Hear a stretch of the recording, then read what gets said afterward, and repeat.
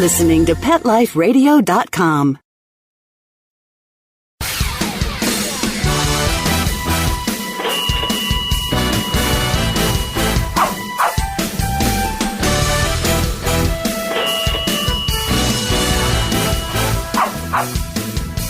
Hello and welcome to PetLifeRadio.com and Six Figure Dog Business. This is your host, Ty Brown of SixFigureDogBusiness.com. Now, this is the show where we help you start or grow your dog-related business to a healthy six-figure or more per year income. Now, today's guest is going to be sharing something that I know is going to cause some of you to take pause. He's an expert at email marketing, and his knowledge can put some extra money in your pocket. So stay with us, and we'll be right back with Mike Linville of Black Dog Education.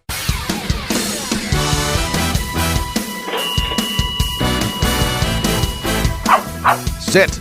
Stay. We'll be right back after a short pause.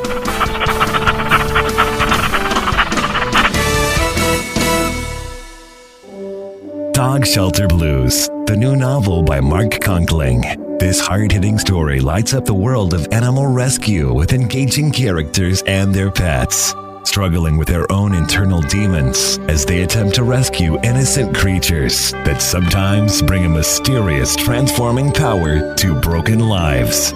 Read the first chapter of Dog Shelter Blues free at dogshelterblues.com. Then come along a breathtaking journey that ends with an astonishing triumph of good over evil. Order your copy of Dog Shelter Blues today. Available at Amazon.com and BarnesandNoble.com.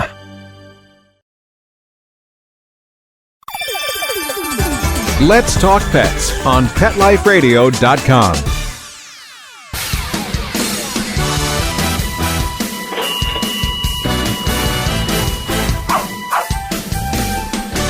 Okay, we're back. And so with us today, today's guest is Mike Linville. He's with Black Dog Education. So first off, Mike, thanks so much for being on the show. Yeah, no worries. Thanks for having me. I really appreciate it.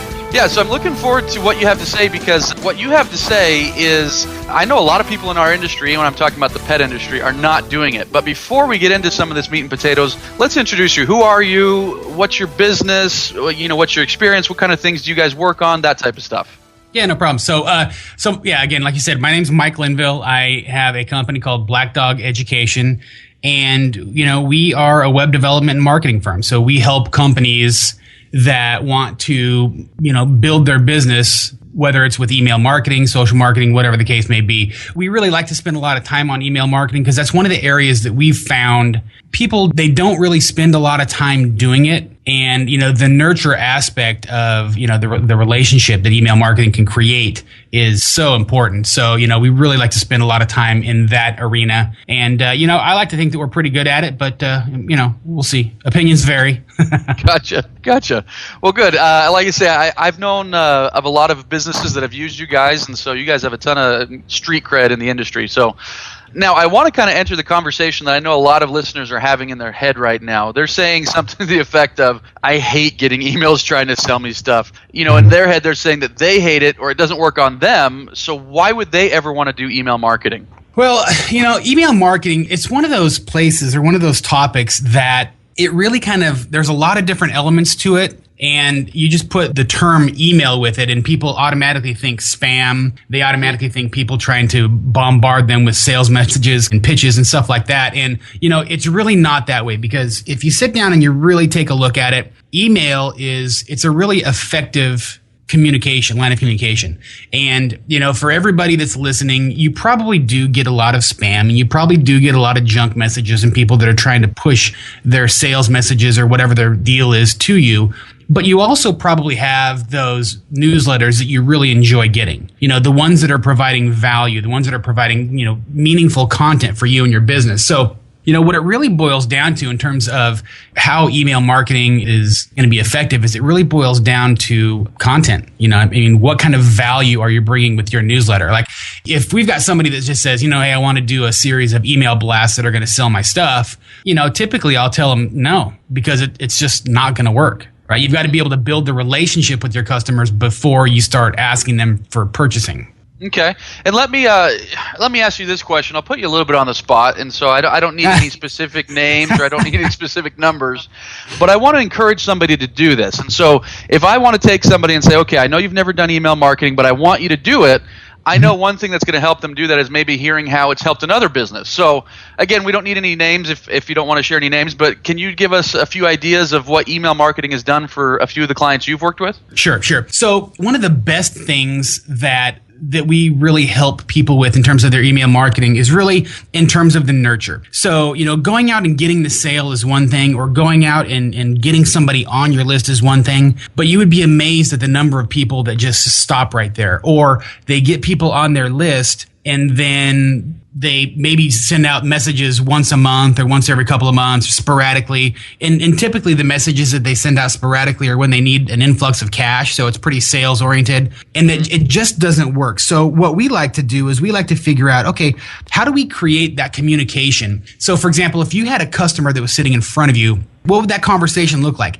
How is it that you can take your area of expertise and you can help that customer? Because I'm a big fan of, even though I'm a former military guy, I'm a big fan of helping and having conversation and talking to people. So, let's say, for example, we've got a client that is selling a product. We're actually working on this right now. A client has this product that helps aging dogs. There are these little grips that fit on their toenails. So, as dogs get older, they start to have some traction issues, especially if there's dysplasia and things of that nature. So this little product just fits over their toenails, and it helps them get traction on the ground so they can stand up. And these things they're like $29, and it's like a miracle, right? They get these dogs that are 10, 11, 12 years old that are having limited mobility, and it gives them like another year's worth of mobility. And for, somebody that's had a pet for 12 years, I mean, that's a family member. If you can see a family member get another year's worth of mobility and up and running and doing their thing, that's a fantastic deal. But the problem is they would make the sale and then that was it. And I was like, okay, well, do these things last forever? Well, no, they don't. They wear out because they're kind of soft and they're there to perform, a gripping type of function. So I said, okay, well, how often do they last? Well, they typically last 8 to 10 weeks. I said, okay, well then how do you follow up with people to get that extra sale? Well, we don't. And I was like, they're just hoping that the people would come back, say, I love it so much, I'm going to come back. Yeah, they were just hoping, but you gotta realize people are getting bombarded. I mean, people are busier now than ever, and they're getting less done, right? There's so much stuff coming at them. So what we did was we set up a campaign, and we said, okay, well, if on average these things last 8 to 10 weeks, why don't we send out a message every couple of months? And, it'll be like a mini campaign. So we'll check in and we'll see how they're doing. Want to make sure if there's any questions, any concerns, anything else like that. As long as everything is going okay, we'll send them something else that says, hey, here's a good story, an example or a testimonial of somebody else that's using this product. So that way it gives them a little bit of social proof in addition to the, success that they're having. It gives them some social proof. And then, a third message that goes out a couple days later that says, hey, it might be time for you to renew. Here's a coupon. Here's 10% off. Why don't you come on back and order again for Fido? So just by doing something like that, and the great part is we can use email automation software so that message goes out to every client every 2 months. And as long as the dog is still alive and the toe grips are still working, this is generating sales. Mm-hmm. Excellent. And so, because we know in marketing that it takes X amount of dollars to create that first sale. Yeah. And so if we leave it there, that's a lot of money on the table if we're not, as a dog trainer, not getting them to come back for more training or more grooming if you're a groomer. And so you guys have used it a lot to create additional sales on top of the first sale is what you're saying. Well, yeah, that's the deal. Just going back to business 101, right? It's like there's 3 ways to grow a business. You can either get more people, get more customers. You can either sell more often to your customers or you can sell your customers more stuff. Getting a new lead is 6 times more expensive than it is to market to existing leads. These are people that know you.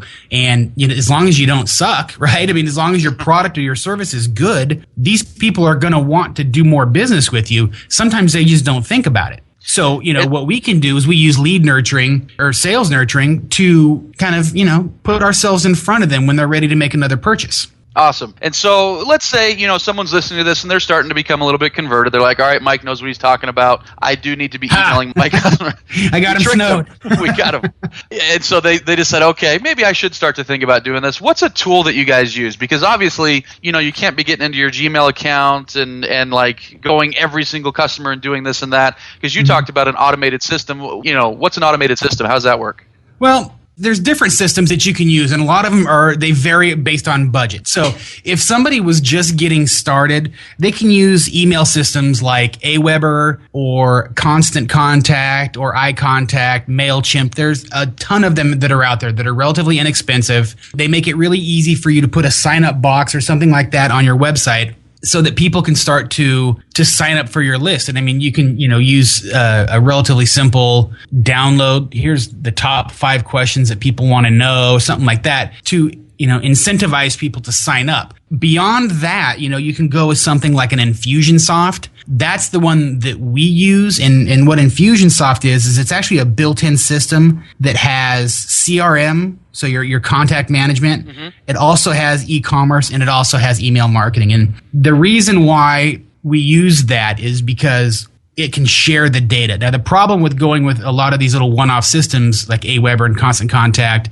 is that it's hard to share data between different systems. So if you use, for example, Salesforce or Act for your contact management, and then you use Constant Contact for your email, it's hard to know what people clicked on this or what were they interested in. So trying to get those systems to talk to each other is a little more clunky. So what ends up happening is you'll end up sending out the same messages to everybody. And that's ultimately not the best way to go. By going with something like Infusionsoft, what we can do is we tag each one of our messages that goes out. So when I send out a newsletter, for example, for Black Dog Education, I may send out one article based on security, one article that's a how-to, one article that is, maybe something to do with content marketing or something to that effect. And what I can do is I can keep track of who clicked on each one of those elements. So not only do I have my list, but I also have my list, and I can say, oh, well, Johnny was interested in content marketing, and I can see that over the last 3 months, he's clicked on 4 links. Let me send him something specific to content marketing.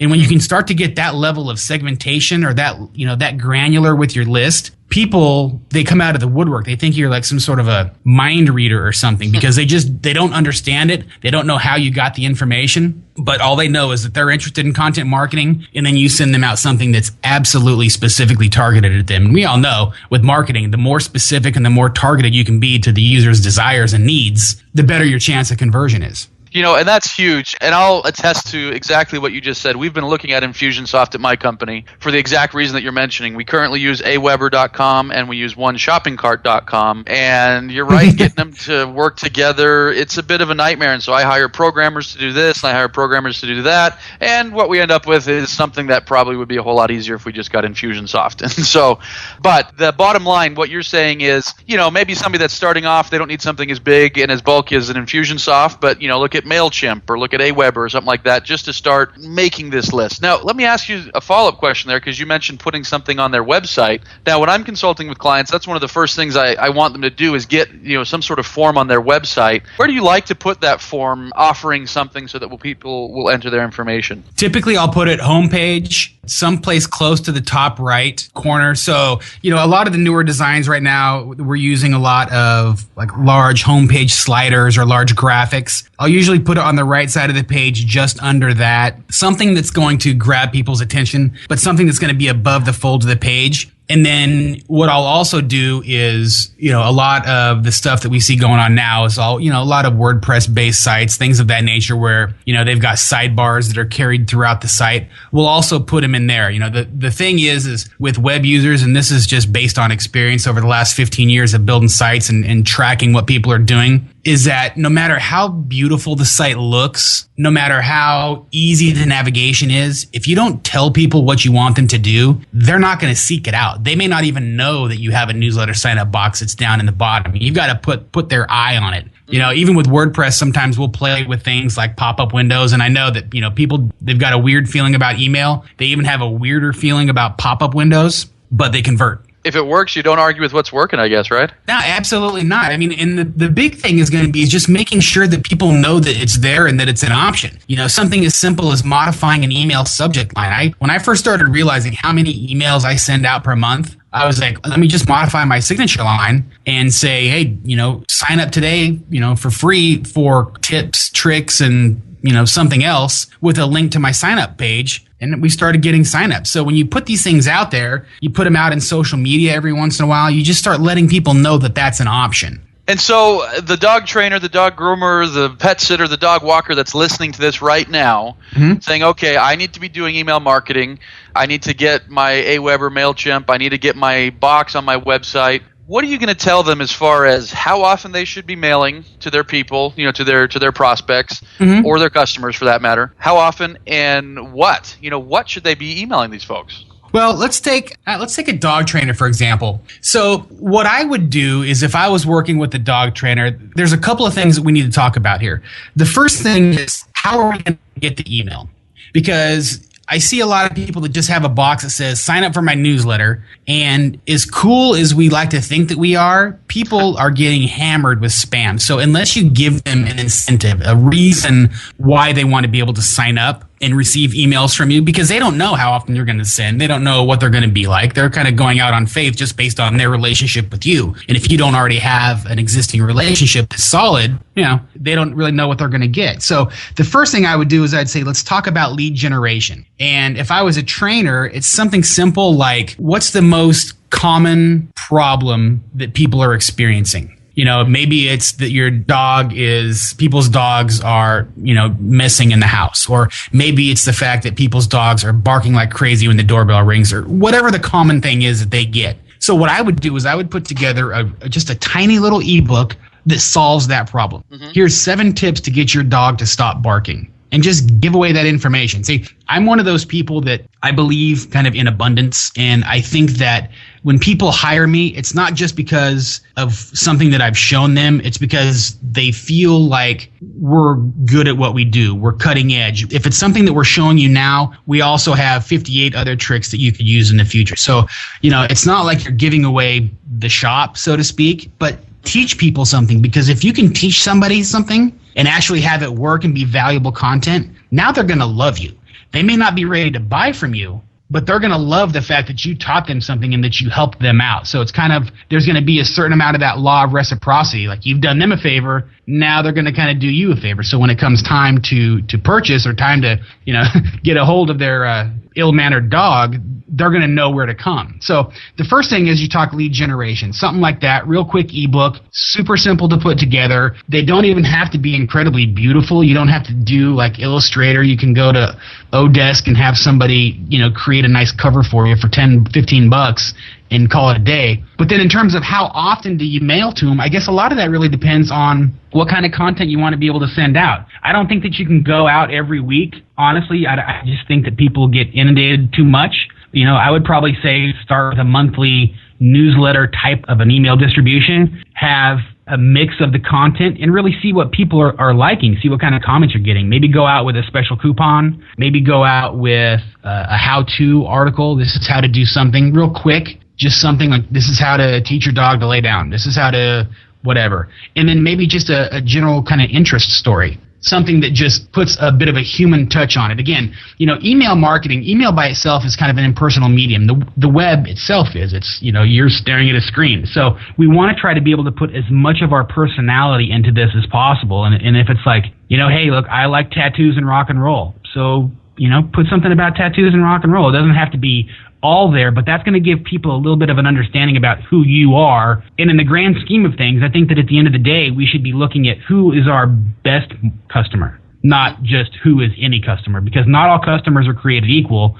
We want to try to attract the ones that are going to be the best fit for us.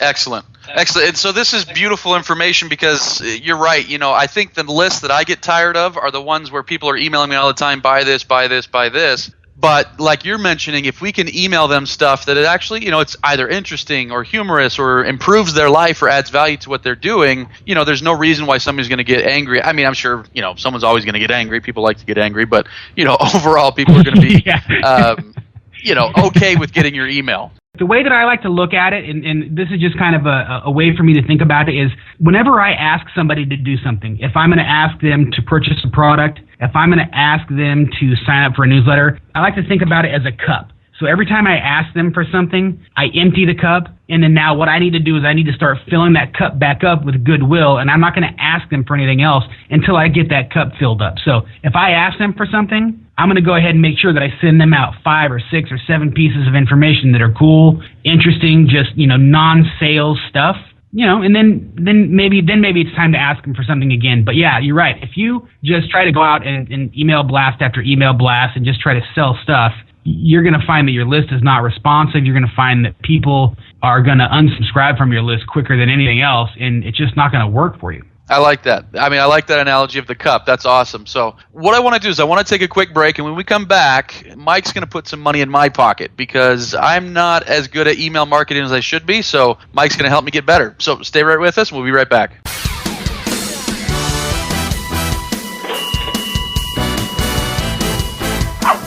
Sit. Stay. We'll be right back after a short pause.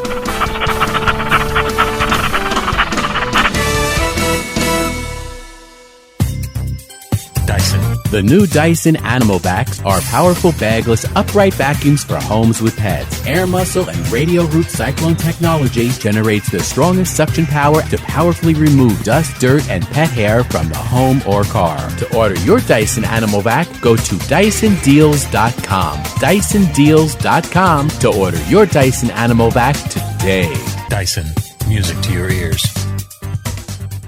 Hi, this is Tim Link, animal communicator and pet expert and host of Animal Rights on Pet Life Radio. Have you ever wanted to know what your pet is really thinking? Do you want to find out if they truly understand what you're trying to tell them? Or wish you could build a better understanding and closer relationship with your pet? Well, now you can. Learning to Communicate with Animals is a 4-part on-demand workshop. In the workshop, you'll learn the essential techniques that are necessary to communicate with animals, including what is animal communication, breathing correctly to achieve the perfect state to communicate with your animals at a deeper level, using guided meditation exercises and method to communicate with animals, and how to send and receive information from your animals. So if you're wanting to learn how to communicate and connect with your animals at a deeper level, visit PetLifeRadio.com/workshop and purchase and download Learning to Communicate with Animals. You'll be glad you did.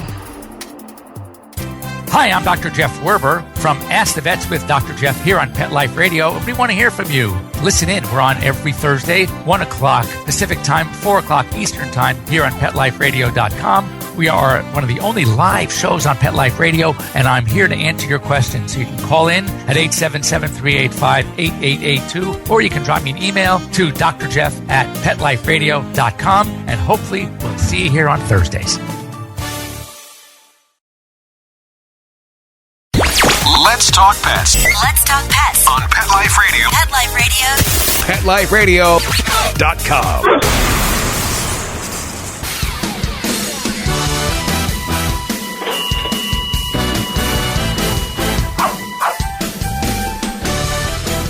Okay, and we're back, and we're with Mike Linville of Black Dog Education. We're talking email marketing here about how to be non-intrusive, about how to actually build a list, and how to use that to sell more, to get a higher rate of return on our prospects and things like that. So what I want to tell Mike now is about how I'm email marketing, because like I say, we're not doing it as well as we could. We're not getting the return on investment that we could be. And so I'm not looking at my numbers right now, Mike, but I'll give you just some basic details. I've got a list of about 17,000 dog owners. This is from all over the world.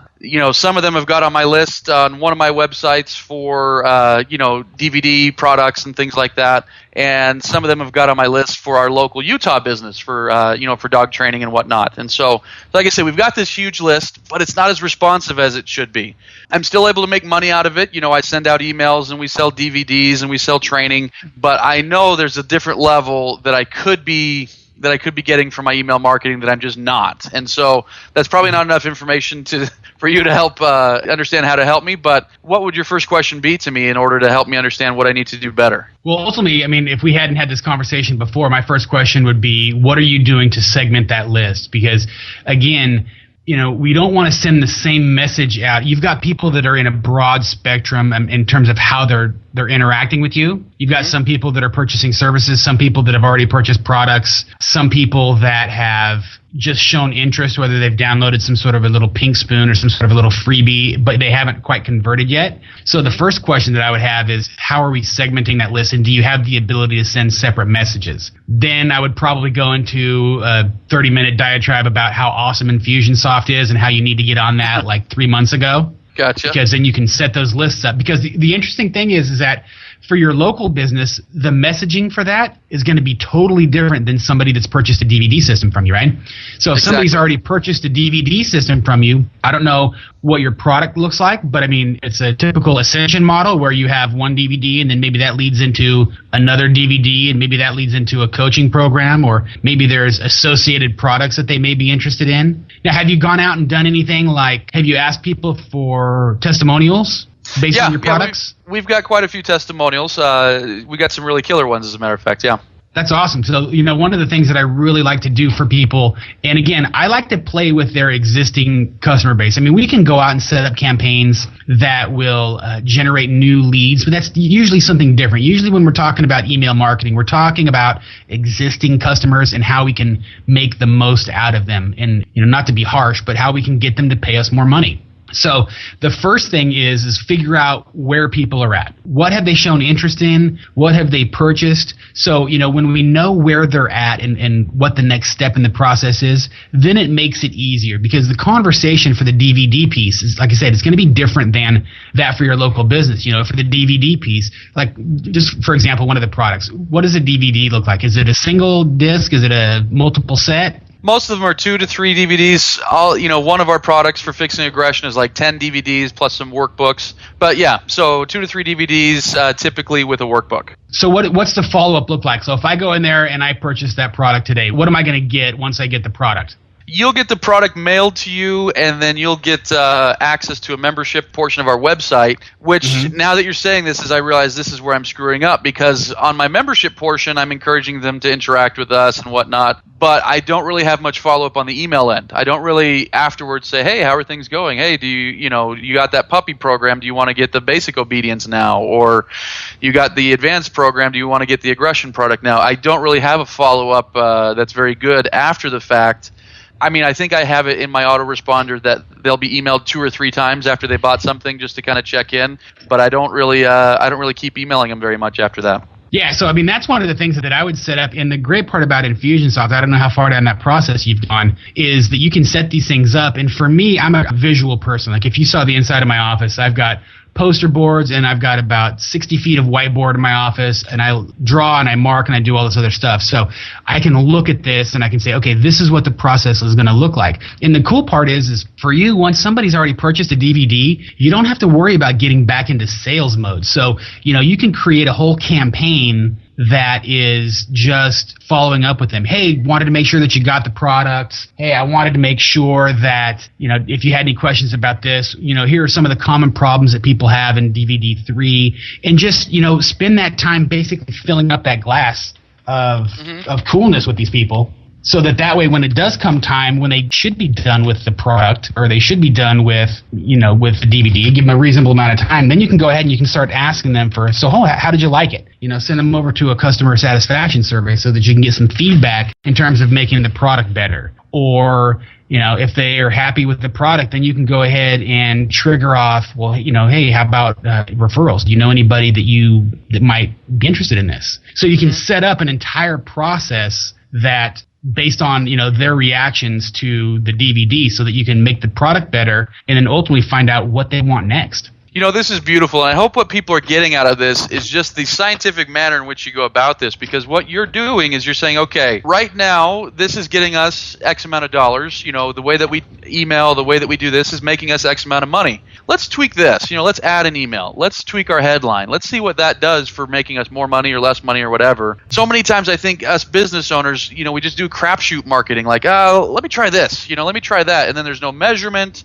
There's no accountability, and so as a result, we never go back to what works, and we never abandon what's not working because we don't know what's working the best. But from everything that I'm hearing from you is leading me to this, this conclusion that with email you can track, you can measure, you can really know what's working, so that you can do more of the good and you can do less of the bad. Am I getting that right? Absolutely, and I think you hit the nail on the head when you talked about measurement. I've got an engineering background, so I'm a big data nerd guy from way back, and I think that anytime you do anything, it should be measured. I mean, whether it's with Google Analytics, whether you're using the internal tracking that goes on with Infusionsoft, Aweber, I mean, they all have these statistics that are available.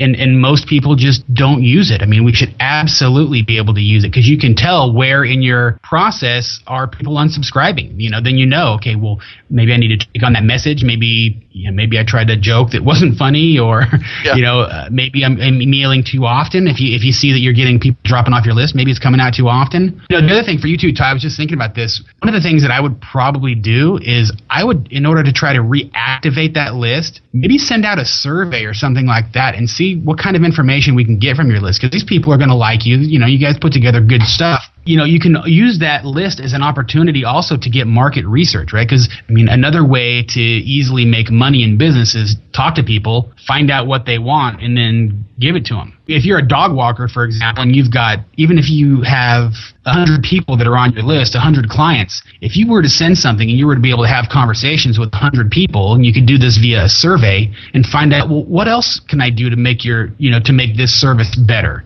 What else would you be interested in? The data that you get back is invaluable, because what's going to happen is you're going to get a lot of different responses, but you're probably going to find one or two things that a lot of people are really interested in. Then all you've got to do is add that to your service. You're going to be there anyway. Maybe people want to have their plants watered. Maybe they want to have their mail checked if they're out of town or something like that. Whatever that service is, that little add-on that you can add, bring the value. Because one of the problems that I see, because we work with a lot of pet sitters and stuff like that, is a common complaint is pet sitters say, well, how can I compete with the high school kid down the street that's willing to do it for $5 when I charge $30 or whatever the case is? And my answer to that is just that they haven't done a good enough job of displaying their value, right? Because the fact of the matter is if you've got somebody that's licensed and they're bonded and they're CPR certified, they're different than a high school kid, but they haven't done a good job of putting that out there. Using email marketing is a good way to separate yourself from the competition, because if people don't know that you're different from your competition, then it's commoditized. Then what they're going to do is beat you up on price. If you can start to nurture those leads, and again, this is something that I see a lot with pet sitters, dog walkers, is differentiate yourself. Email marketing is a great way to do that, because you can get your voice out there, but you can also display your expertise. We need to finish up here, but I wanted to just highlight one thing that you said, because to me, it's just pure leverage, leveraging what you already have. Let's say you do have those 100 people on your list and you do survey them, and, maybe 20 of them say, you know what, I could use this extra service. And maybe actually 10 of them took you up on it when you offer that extra service. And, maybe it's $50 or $100 extra per month. 10 people taking you up on that, that's $500 or $1,000 extra. You look at that over the course of a year, that's $6,000, $12,000 over the course of a year from that survey. Now, I'm just throwing out numbers. Maybe it's more, maybe it's less. But, look at what one little survey can do, because you've got this group that you can communicate to, boom, like that, with one email, with one survey, with one follow-up or whatever. You could be mining, this group of people, prospects and clients, for additional revenue that wasn't going to be there unless you were using this medium. So thank you so much for sharing that. Yeah, no worries. And like I say, the thing with email, and what I really like to do is, if somebody comes in and they say, look, I want to sell some more stuff with email, I'm like, great, that's cool. We're totally going to do that. But before we do that, and it's not just email marketing, right? It's any kind of marketing, anything, whether it's social, whether you want to do some blogging, some content marketing, writing articles, you really just have to kind of take a step back and look at who's my customer, or who's my ultimate customer, because, there's a lot of people that could probably use your service and you may not want to do business with all of them, but find out who is your ultimate customer and how can you help that person the best, and then do it. It's simple, but it's hard to do. It's simple, it's just not easy. Exactly. Well, excellent. So if we've got some folks on the call that want to find out what you do, how can they find you? Yeah, just go to the website, blackdogeducation.com. There is, 300-400 blog posts. We've got videos out there. We've got free ebooks that people can download, or they can check us out on Facebook as well at facebook.com/ I think it's Black Dog Education. We're pretty easy to find. Excellent. Mike, thank you so much for being on the call. Thank you for those folks who are listening. Make sure to come back often to PetLifeRadio.com and click on Six Figure Dog Business to hear all of our episodes. Talk to you soon. Let's Talk Pets, every week on demand, only on PetLifeRadio.com.